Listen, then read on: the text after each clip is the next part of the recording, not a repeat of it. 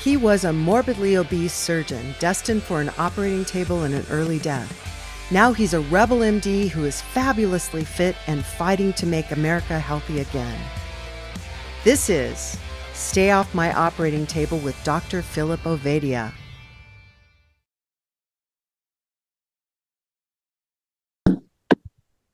Hey, welcome back, folks. It is the Stay Off My Operating Table with Dr. Philip Ovadia, and we have today what I'd like to think of as my people, the common folk, the non-medical professionals, the people that I don't have to say, hey, I don't understand what you're talking about with. And this story in particular, I'm really excited to hear the details about. Phil, who's our guest today? Yeah, really excited to have Mimi Morgan with us today. And he's just got a real amazing story that I agree with you needs to get out there. People need to hear, to understand. You know, it's one thing to talk about the science and, which we oftentimes do, and we have the experts on, but really hearing from the people whose lives have been changed by this, I think is super important as well. Very excited for our conversation today. I'm going to turn it over to Mimi to give a little bit of her background, and then we can really get into her amazing story. Hi, how are you today? Doc, thank you. I'm 70. Well, I'll be 70. I'm shortchanging myself. I'll be 70 September 2nd. I live in Charleston, South Carolina. I grew up in the Northeast and luckily had parents where we ate really farm to table, a nose to tail food. Deer had I remember as a child going down to the cold cellar and getting the slabs of smoked meat and bringing that up. So we ate well. And that really stayed through my childhood. Everything was homemade. We had very little packaged food. So I had a good basis of eating. And then as I got into my 20s and fat's a problem and being, conscious and wanting to stay trim, I started eliminating fat from my diet and continued with that. And then in my 30s, became vegan for at least 6 years. Definitely high plant-based after that. Was pretty active and fit. I'm an accomplished equestrian and always active to adventure sports and things like that. And it wasn't until I got into my 50s, my youngest daughter's off to college. I have a career. I was a stay-at-home mom, that I started, working around the clock too much and on a diet, low fat, low protein, mostly plant-based. My health started to catch up with me, like a lot of us. And I started to fail. And then it was in my late 50s where everything came crashing around me. Up until this point, you're relatively healthy.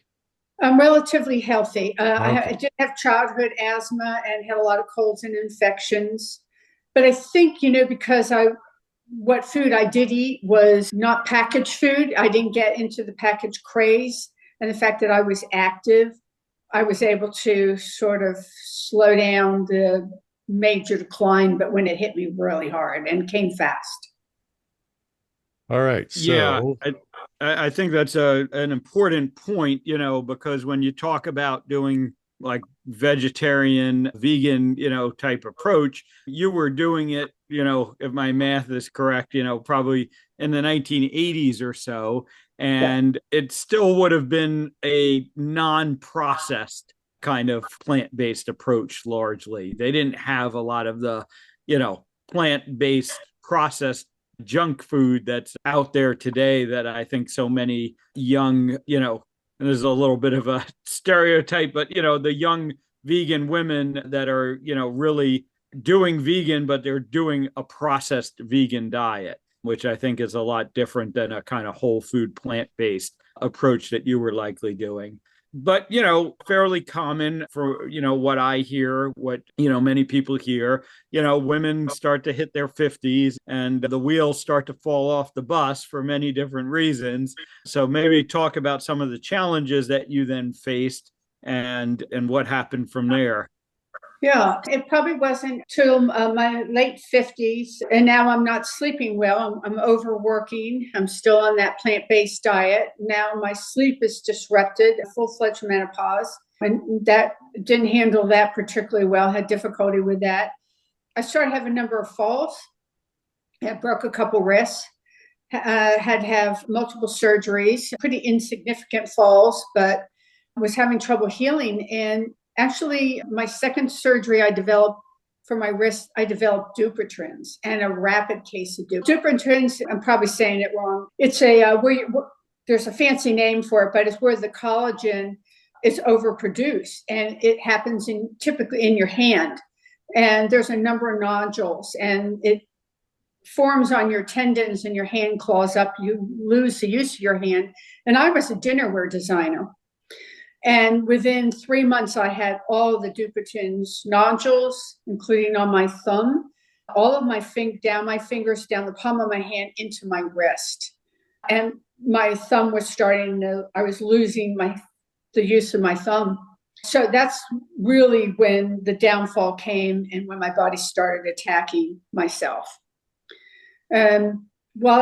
Treatment is to cut those once right before your hand claws, there's no cure for it. And then it comes back again. And as an artist, that was my livelihood. I said, that's not possible. I can't live with that. So I started to do research and found a radiation therapy in Germany. I traveled out of the state to a doctor who had done it and had worked with a doctor in Germany at a cancer center, and had this done back here in Charleston, 2 weeks of radiation to kill it. That was 12, 14 years ago, and it destroyed all the nodules, and I am completely free.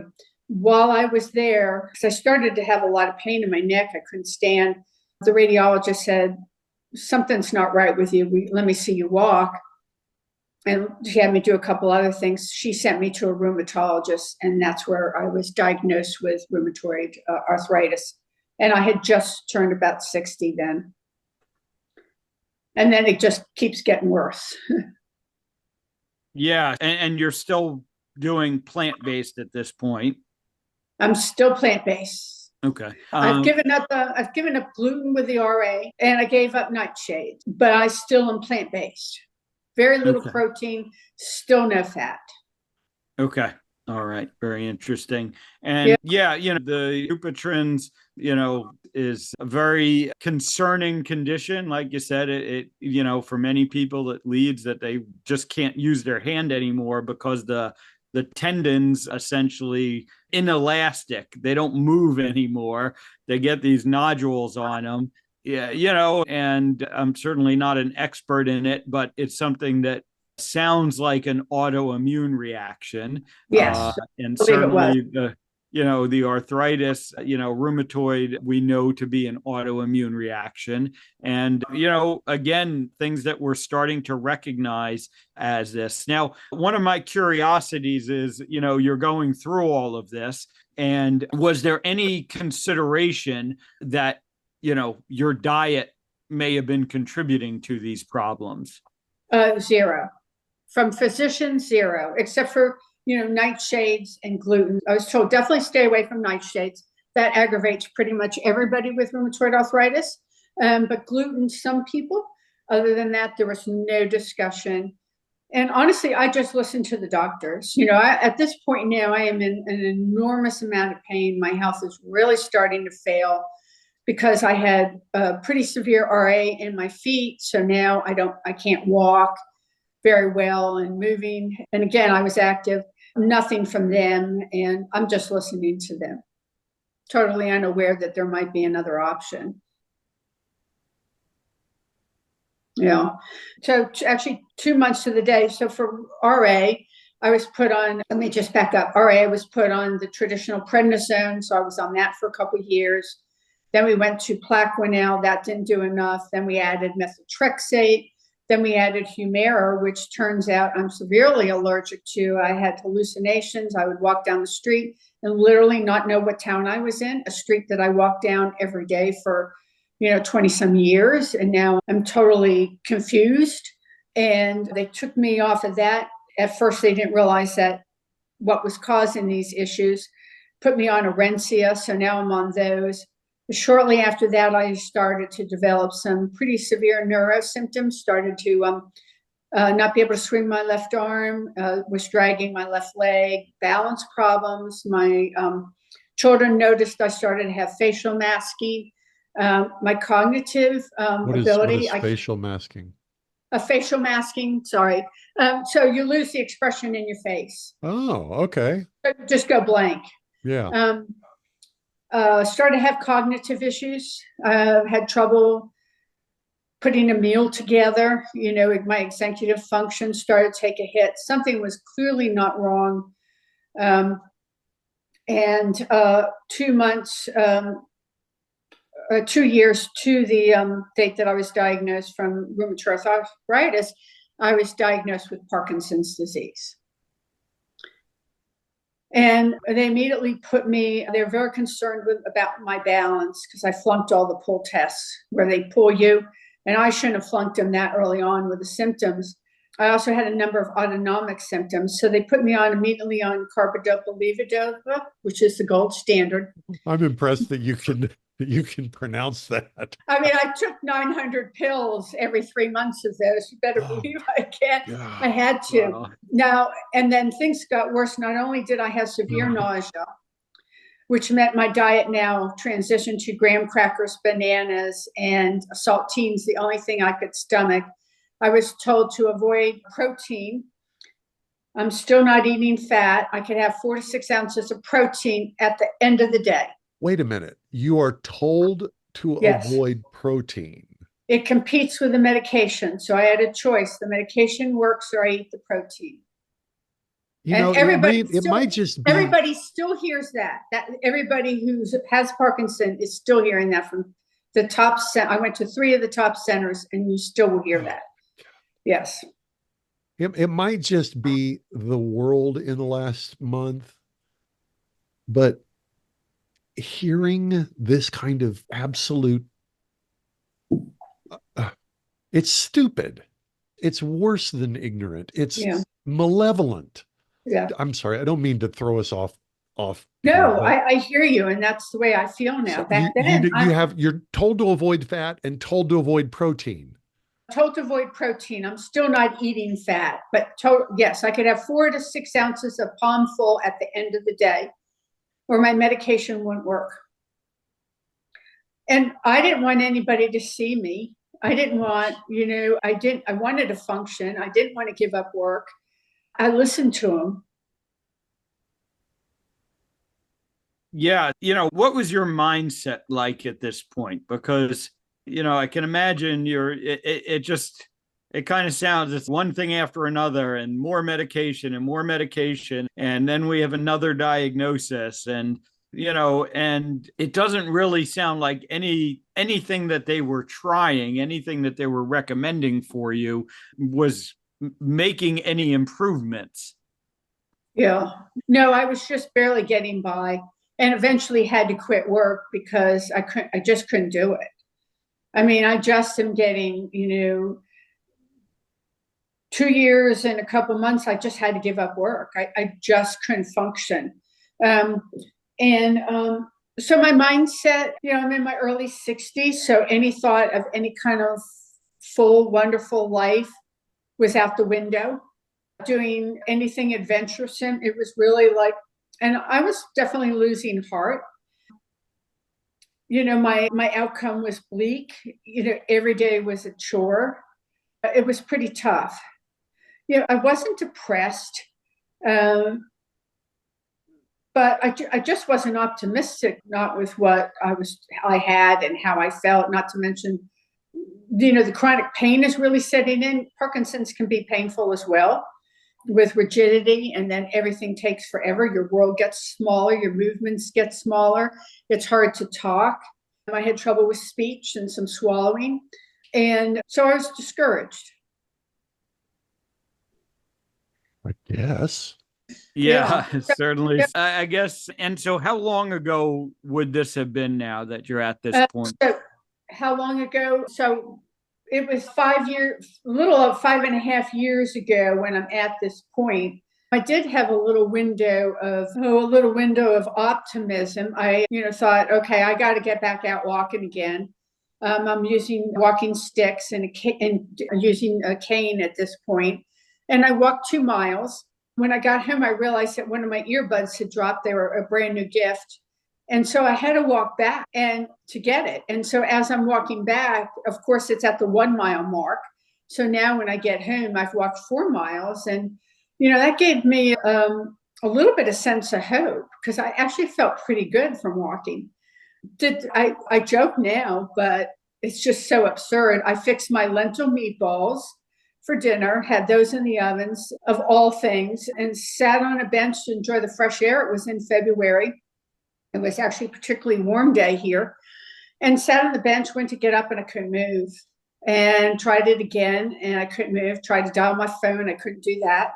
2 men were outside getting ready to jog, tying their shoes, and I knew something was not right. And I was able to call to them and ask for assistance. And about a minute later, they sat me on the bench, insisting to call 911. And it was at that point I knew I was having a stroke.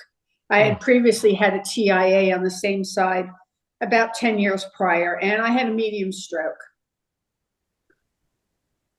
Bill, what's a medium stroke? You just mean it was kind of medium in severity? Or yes, medium in severity is how they judge it. So that's based on how long your symptoms are. So wasn't a major, it was a medium, which is bad enough. Exactly. I know. A mild one would have been better, but I had a medium stroke. I got TPA, which is a drug to prevent blood clots, probably within 45 minutes, if not less, and came through the stroke the best of everything, actually. Unfortunately, the IV that I was given was infected with staph A. I'm sorry. I was released. I was Lord. released from the hospital 3 days, unaware that staph is raging through my body, even though I complained of a headache and chills. About 24 hours later, at my daughter and son-in-law's home, because they wanted to watch me, I passed out. Luckily, my daughter caught me. And in the middle of the night, they deemed that they finally figured it out. They wanted to send me home. Luckily, the next team of doctors said, something's not right, we're keeping you. And they did blood cultures in the middle of the night and discovered that I had bacteremia. I was in the hospital for 11 days. The first 5 days I tested positive, which is not very good. They followed the standard protocol. Finally, they broke the protocol on day 5 and gave me an additional antibiotic. The whole time I'm screaming. The first 2 or so days I was out of on Dilaudid, which is, a narcotic. I couldn't remember anything because the pain was the most unbearable pain I've had. So they put me on. I started to get better. I'm still complaining in my back, but I am slowly getting better with a second antibiotic. They sent me home with a PICC line, which is a line that travels from your arm through your chest.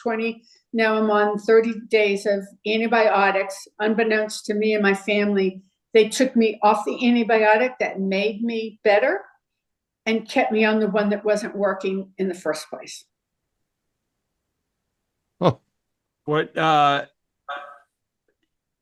want to make sure I understand something here. Yes. So basically, if I understand, you were a desperately poor person who's terribly poorly educated, probably no education at all, none of the benefits or advantages available to the average person in the United States, and you were shuttled off to the worst of the worst types of medical facilities in order to be able to be abused so thoroughly. Is that correct? Yeah, except for I am educated. I'm too sick now at this point to question too much of anything. Luckily, there's a good part of the story coming next where my family started to question, which is why I'm here. But yeah, and I'm at the top medical university here in Charleston. So there is. Oh, wait, this isn't like some backwater third world country we're talking about. No, this is the top medical university.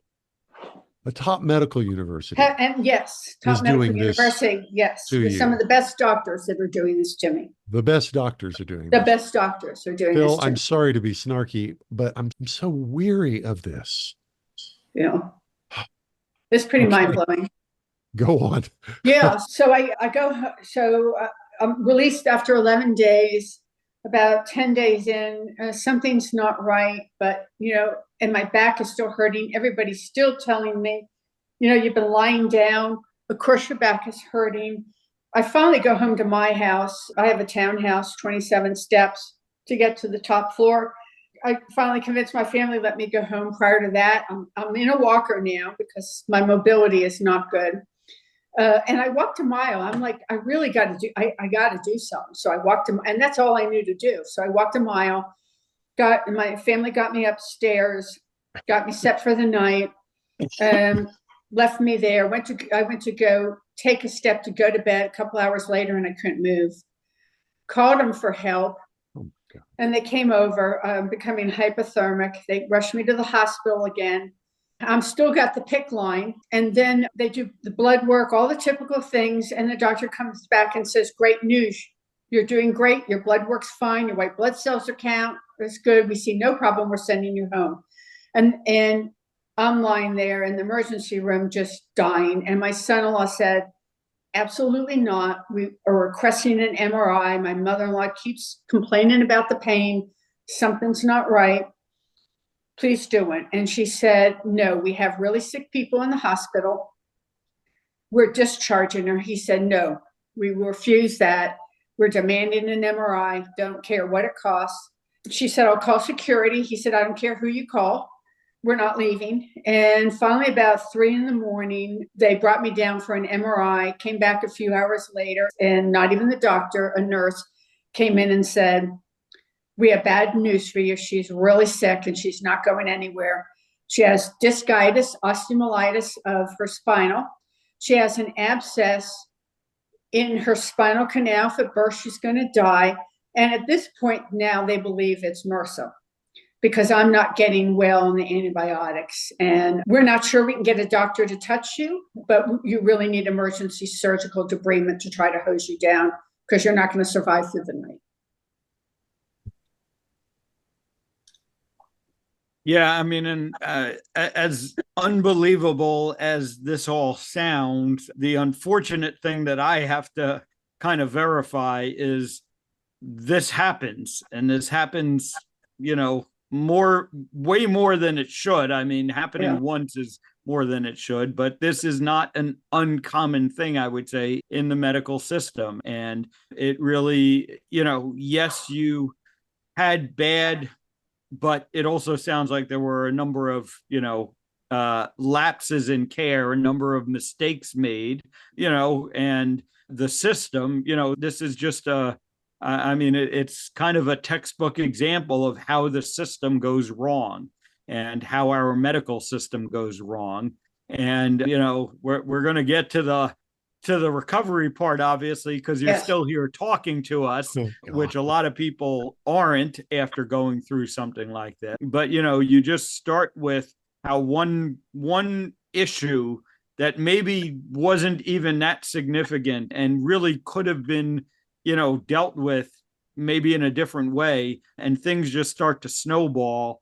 And, and then it really becomes a situation of, kind of the sicker you get, because now your body just can't fight off anything like a staph infection, which, quite honestly, staph is all around us and staph gets into us on a regular basis. And when your body's working like it should, it can fight off staph. But when your body is already compromised from all these other things that have been going on, that's when we get these real bad problems. So now you're in the ER, again, they wanted to send you home. Your family, thankfully, intervenes on your behalf. You get this test, and now it shows you have a real life-threatening issue. I guess what happens from here? This was March, beginning of March, the third time in the hospital. The first time I went in was February 7th. I didn't get out of the hospital till about another 6 weeks later. I had complications, including all my white blood cells were destroyed, another T, and, a tough recovery.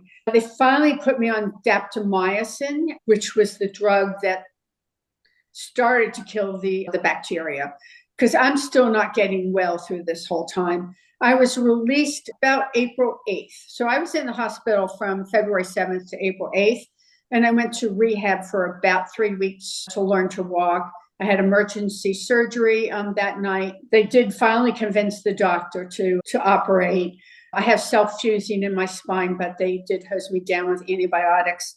It took another 6 months for the abscess with the bacteria in my spine, 6 to 9 months before it destroyed.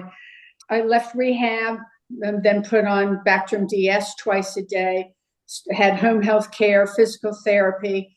Finally got well enough to do physical therapy outside the home, had that for 3 times a week for about 15 months. And I still was not able to be mobile. Still had to sit to wash my hair, still had to sit to do any meal prep, still had to use aid to walk and to move. And I'm really losing hope at this time. And the doctors are like, you're alive, this is it.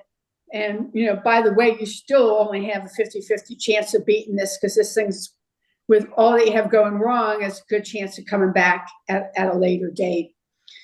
So we want you to be on antibiotics for life.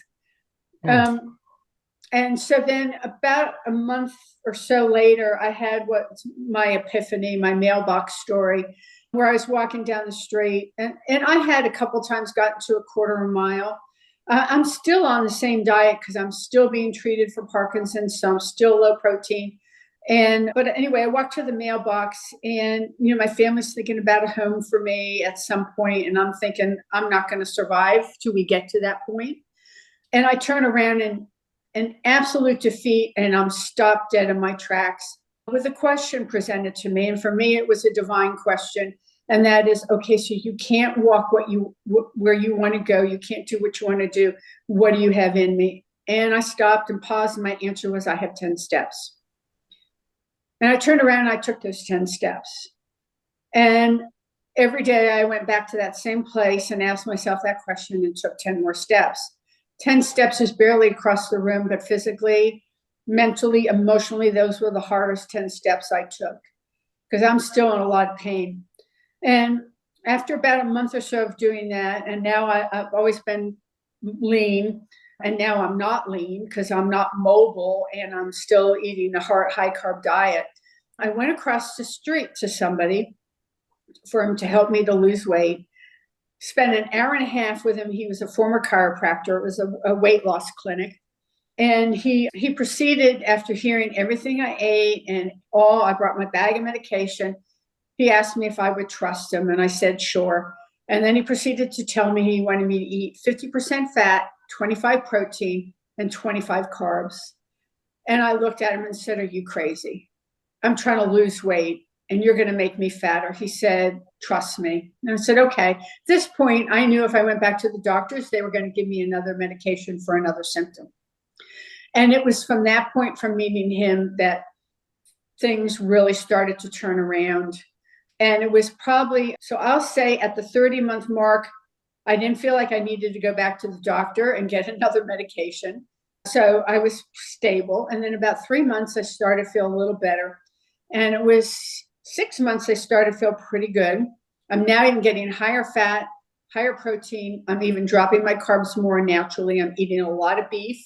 I'm eating the fat on the beef. And it was about 9 months that I noticed my neuro symptoms improved. And that's when the light bulb went off in my head, realizing, oh my God, what I eat really is absolutely healing my body. That can't be true. Yes. No, that can't be true. Yeah. You can't get better just by changing your food. Do you know how many doctors didn't want to hear it? Mimi, he's a cardiac surgeon. He knows what he's talking about. That's not possible, is it, Phil? I think we got the proof, all the proof we need right in front of us here. Yeah. So, you said you went to this chiropractor initially to lose weight. When, I guess, you sort of mentioned it, but how did it start to occur to you that, the food was having more of an effect than just losing weight, and, that the food was your medicine? Yeah, that's such a great question. I love it. So about the next week, So I met him every week. And I said to him, I really like to lose weight faster. And he sat me down for another hour and said, you do know you are a severely sick woman, right? And I said, yes. He said, we're not worrying about your weight. We're going to get you well. The weight's going to be a benefit. You've got to get it in your head that what you eat is going to make you well, and we need to get you off whatever. And he wasn't taking me off of any medication. He's thinking the doctors are going to do it. And he had to drill that through me. And finally, it really went off. I started to kind of get a glimpse, but really when my neuro symptoms for my Parkinson's started to improve, because I would take pills every 3.5, 4 hours to function. And you didn't even need to set a timer. I just knew when my body started to have off symptoms. And now all of a sudden I'm getting 4.5 hours and I'm like, I don't need my medication quite yet. And that's when I really knew that none of this was about weight. This was none of it at all, that my body would work that out and that I would get well. And that then I started to realize I'm going to heal myself. And I'm not recommending to any of your viewers, but I was not getting assistance. I have some leeway with Parkinson's medication. We're encouraged to. We only can see them once a year, and the second time is with a physician assistant. They're so jammed with patients. So there's an enormous amount of leeway in managing it. They really want you to take responsibility for that. But I wasn't getting help from other doctors. And so I proceeded at that point to start to wean myself off of all my medication. And obviously the first one that went was my heartburn medication twice a day, because I don't have heartburn now eating a high fat and protein diet, eliminating carbs. And I ran with it for about 1.5 years. I never faltered. I never cheated. I'm getting better by the week. What little weight I needed to lose is just dropping off of me. I'm getting energy. I'm moving more. Those 10 steps brought me to 2 miles. I'm finding hope. And I'm 2 years now free of being off all medication. I took myself off of the antibiotics 2 years ago against doctor's orders. I went in to talk to them and they said, no, we absolutely don't want to talk about it. You'll die if you get off of them, and I'll come back in 30 days. And I said, I've been off for 45. and the doctor's answer was, I kid you not. Okay, so you're alive. Let me know if you have trouble. And I have been free of any medication since then. Just amazing. And have you followed up with those doctors more? No, I fired them all 2 years ago. Okay. I don't see any doctors. No, I have no ailments. I have 0 symptoms. And I had, for my Parkinson's, not only did I have those symptoms, I had severe neurogenic bladder. I had limb dystonia. I had... Okay, Mimi. Yeah. I know you're talking. I know. Yeah. Half of the people you're talking to are medical professionals, but the other half isn't. What is that stuff? So neurogenic bladder is typically a Parkinson plus or an advanced Parkinson. So with Parkinson's, your body doesn't get the messages. You think you're smiling and you're not, and that's the masking you have. So my brain and bladder are not communicating. So my bladder is getting a message that it's full. For me, it was every 30 minutes, which is just hell. And obviously it wasn't full. And try sleeping when your bladder tells you it's full every 30 minutes. And then dystonia is, the doctor has probably a better scientific way of saying it, but literally I would wake up in the day, or I'd wake, mostly nighttime, I would be disrupted, where your limbs, my legs and my hands would contract and distort in the most unnatural positions, and I couldn't move them. It's and these are all neuro symptoms, neuro problems that can be part, and typically part, of Parkinson's. Okay. I had night terrors where I acted out my dreams at night. That's very dangerous. I had that. I had a voice tremor. My speech was very slow, so I had a lot of besides these diseases, I had a lot of symptoms. Plus I was B12 deficient. I had to take injections for that, folic acid. I mean, so there were. Did you just say beach whale deficient? B12, yes. I had to take injections for B12. Of course, I wasn't eating any kind of beef or anything. So they had me on B12 injections. B12. Okay. Yes, B12. Yeah, sorry. Yeah. And, the interesting thing, so, I mean, there's a lot, to kind of dig into there, but the symptoms, yes, they can come from the disease, Parkinson's in this case. They can also come from the medications that are used to treat the disease. And then, vitamin B12 deficiency is going to have neurologic effects. And, one of the major deficiencies in a plant-based diet is vitamin B12. It's just not available in plant foods. And, it's for people that are strict on a vegan diet, you have to supplement it essentially. Yeah. It's interesting to hear that. And, all of this starts to get better when you change the food that you're eating. And, again, I'm sure it's a combination of a lot of things, the nutrients you were getting, and then getting off these medications, and ultimately, your body being able to heal itself when it's given the proper nutrients and proper nutrition to do. Just amazing to hear. Again, so how long ago, when did you start that, essentially a ketogenic diet, a high fat diet? How long ago was that now? So 3.5 years. I was loyal on it for a year and a half. During that latter part of it, realizing I didn't have symptoms, so why do I need the medication? So weaned myself off. A year, or 2023, January, I went carnivore and started to get better. I still had trouble with getting a lot of ear and bronchitis infections this past year. MRSA came back twice last year.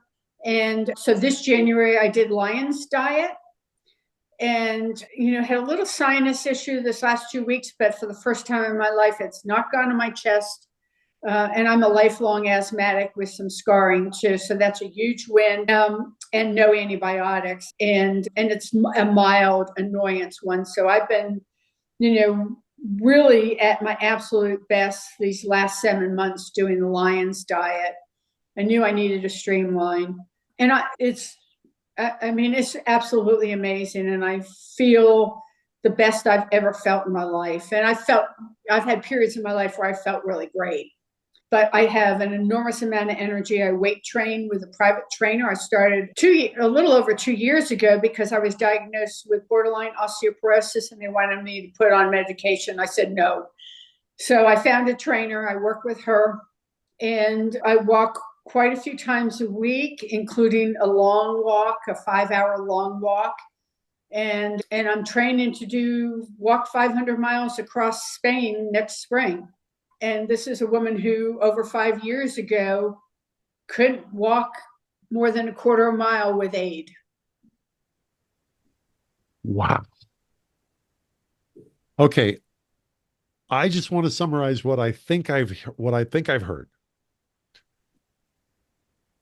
You spent several decades eating the trendy food, got wildly sick.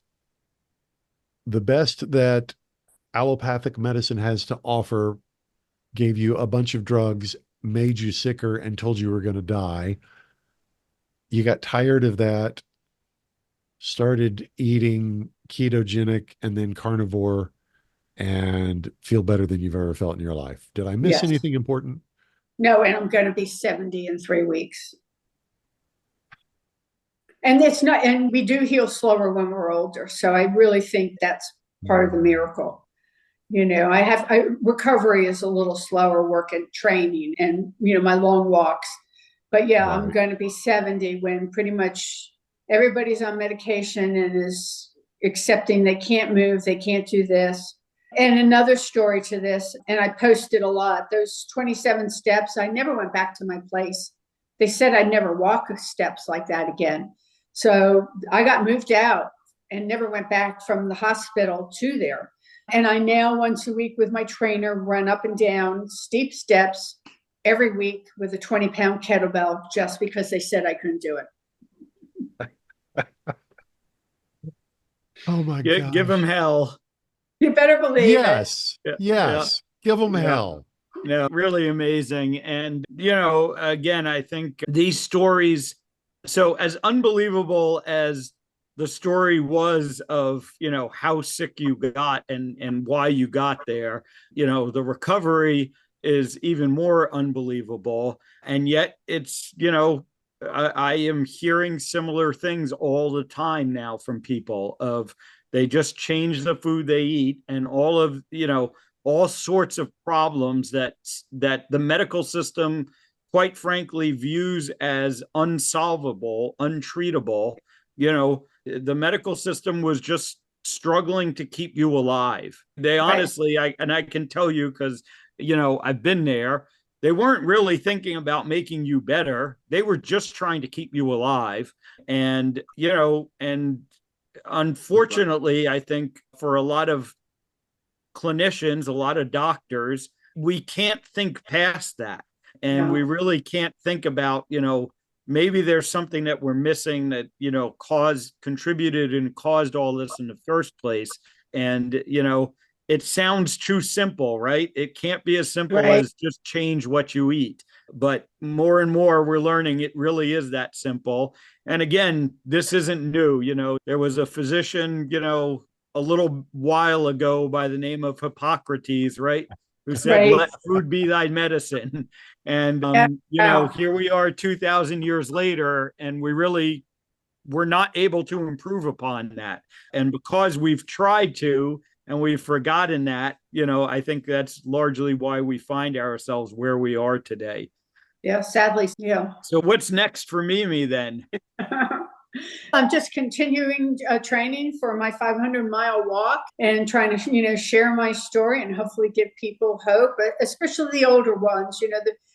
So many are told, I heard it a gazillion times, you're over 60, of course this hurts. You're over 60, of course you're on medication. And just continue to, strengthen. I really feel after going Lion, I really feel like I am completely healed. And, it's just work at it every single day. One of my sayings is, you can do hard things, and consistency every day, making decisions every day that were for my health and putting that number one really changed me, because it wasn't just what I ate that had to change. I had to change my mindset, how, I view, and I love food. I love to cook. I was telling Jack, I make the best beef shanks you've ever had. Braised beef shanks. And so that's still important, but food is nourishment for me now. No longer is it entertainment. So I've had to change my mind. And the same with, exercise keeps me moving and keeps me limber, able to do things. So I've had to change my mindset too. It's beautiful. I love it. Oh, thank you. I do too.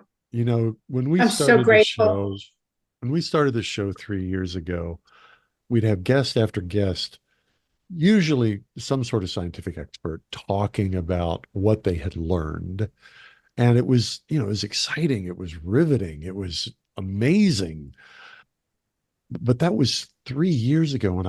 And I'm starting to hear the same thing so much from the scientific side that I have very little patience anymore, because there's so many stories like yours. It's not like yours is extreme, but it's not one of a kind. There's thousands of these stories. Mm-hmm.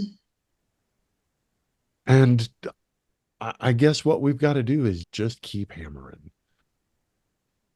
I realize, Phil, you have constraints on you that I don't have. But when I see somebody like this, so close to dead from the best that our officially accepted and approved science has to offer, and now 70 years old, training to walk 500 miles, recovered from things that everybody said was going to kill her, doing what we've been talking about for 3 years. Quit eating crap. Yeah. Get fresh air, get sun. Yeah, I'm so grateful. There isn't a day and almost really a moment where I don't wake up just absolutely grateful and amazed, given a second chance like this. It never, never could I have imagined, because I was looking 85. I moved like I was 85, and pained my children, my daughters, and my grandsons to see their once active Mimi, walking. I'm not going to make it that long, and now they see me. They can't even keep up with me now. And I love it, and they love it. Wow. What's been the reaction from your friends, your family, the people around you, and saw this transformation, in real time? What's their reaction been? It's been mixed. They absolutely excited and ecstatic. We did reach a point where they said, okay, so you're better. Are you going to stop this and just eat like the rest of us do? And I said, no, I got well this way. Why would I go back? And there was some pressure, and finally they gave up. And now they just accept that I'm going to do what I want to do. Friends are glad for me, but what about fiber? And I can't give up carbs. And don't you need your vegetables? And, meanwhile, they're pretty inactive and, are eating sweets and all sorts of things while they're on diabetes or pre-diabetes medications and statins and all that. That's been discouraging. I hope that their light bulb go off, but, and I understand, I once listened to my doctors and didn't research, and they're listening to theirs. Some people are interested and want to know more. Certainly I have a lot of people on Twitter that are. But generally, people are really skeptical of anything other than the government pyramid of how you're supposed to eat a meal and what's touted in the majority of the medical community. And again, I don't even go to doctors because I don't even want to hear them. They'll say to me, I actually had to have a vein cauterized about a year ago, and they just did some tests to check. He says, you're going to live to 100. And then he said, by the way, I want you on statins as a precaution, and you look fabulous. I said, absolutely not. And then I was like, I'm just not going to see a physician until it's a life emergent. It's an absolute emergency. I'm just not going to, I don't have anything wrong with me, so I don't need to go anyway. So it's been it's an interesting mix. Sometimes I feel like I'm in Twilight Zone. Like, you saw how sick I was, and you're really telling me to go back to doing what got me sick? Yeah, believe me, I have the same feeling sometimes. Mimi, one of the cool things about this is that you're just a person who was sick and got well, and you're not trying to sell something. Yeah, no, nothing. But I am really glad to see you've got a link tree where people can just follow more of your story and learn more about you. And I'm going to make sure this shows up in our show notes, because there are people who are listening who are thinking, my mother should hear this, my father should hear this, my brother should hear this. There's a way to get well. Yeah. And stories like this will encourage them that, hey, if somebody as sick as Mimi could do it. Yeah. Yeah. And if you're not sick, I encourage you, because I have no doubt in my mind that if I had eaten how I eat now, I wouldn't have faced probably anything that I faced. I literally have no doubt. I mean, I probably in a week eat more fat than I probably ate in 5 years' time. That's how literally fat starved I was. All right. Yeah. You have immediately become one of my favorite people on the planet. I'm so glad you were with us. I applaud you. Thank you for being so stubborn that you refused to die and can be a source of such hope, inspiration, and optimism for a lot of other people. I guess we're done. All right. Thank you so much for having me. Good, Phil? I was just going to ask, when is the trip across Spain? So I'm planning, if all goes well, the end of April and May. I haven't booked it yet. I need to get Awesome. over this hurdle of which I have, and then I'll start to. But yeah, next spring.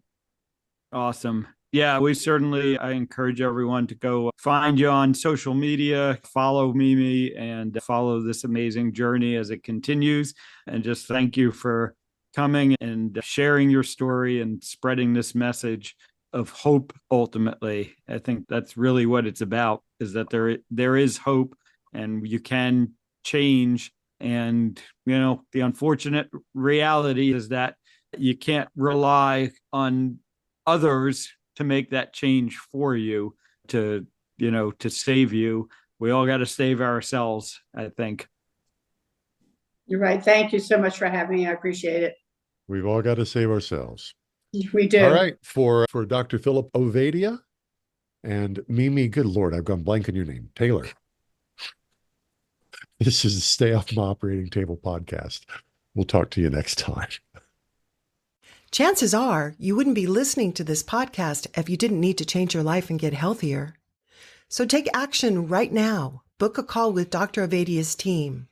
One small step in the right direction is all it takes to get started.